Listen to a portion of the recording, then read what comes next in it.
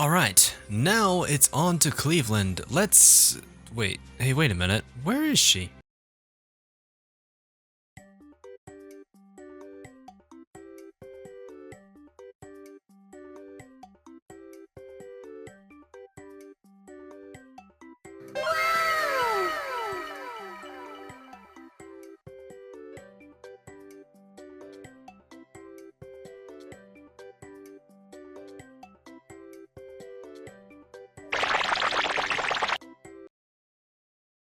It's time for the cruiser girl with many names, Cleveland, to step into the spotlight this time around.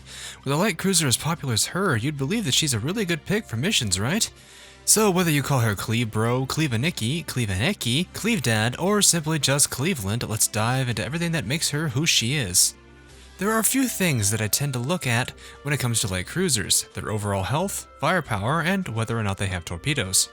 Her firepower overall is pretty good, which is pretty important since she does lack torpedoes. Her health is noticeably higher than many cruisers, which makes her a bit more tanky given her evasion as well. Her anti-air is at number 1, but at least that's not the only thing she's useful for, Sandy. Can you not be in a video for once? Outside of those stats, her evasion and reload are average, if not a bit towards the higher side. And since submarines are out now, it's worth mentioning that she does have an anti-submarine stat, but honestly, it's probably better if you just dedicate a strong destroyer to anti-sub warfare, as that's not a real major focus in the game. So overall, her percent line is pretty good. She's got a bit of a tankiness with her health pool compared to several other light cruisers, so it makes her about as reliable as she is with her sisters. She lacks the periodic torpedo attack that several ships have, but at least her firepower is good enough for her to still contribute to the fight.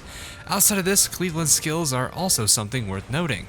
Her first skill, Assault Order, grants the entire fleet a massive 25% increase in damage dealt to any and all enemies for 8 seconds.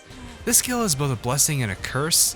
When your backline is ready to attack and she procs that skill, it's an amazing feeling watching as your buffed backline wreaks havoc on anything and everything in existence. However, a majority of the time that she procs the skill will only be utilized by your Vanguard. This skill sits at a timer of 20 seconds that then gets a 25% chance to activate. So you might want to use it for your luck to get that timing to work out. But is that really where you want to put your luck right now? Cleveland's second skill, Anti-Air Mode, is an interesting skill that increases anti-air by 40% at the cost of 20% firepower for 3 seconds. It's worth noting that this skill can only activate when attacking airplanes, and even then also has only a 25% chance to proc. I can't say this skill is a major feature of Cleveland, as the skill starts out with a 20% anti-air increase at the cost of 40% firepower. Anti-air has its perks, but they are minimal at best. If you're planning to utilize Cleveland a lot, then I would highly recommend getting this skill to level 10 as soon as possible. So now the next question, Mob or Boss Vanguard? Well, she can do both. Her tankiness and fleet-wide buff can help out with the boss. Just remember that you might have poor timing with her buff if her skill does proc. However, she does handle mob fleets exceptionally well. Her skill is a lot more forgiving when it procs in battle with mob fleets, especially when paired with a strong heavy cruiser, Z-23, or both.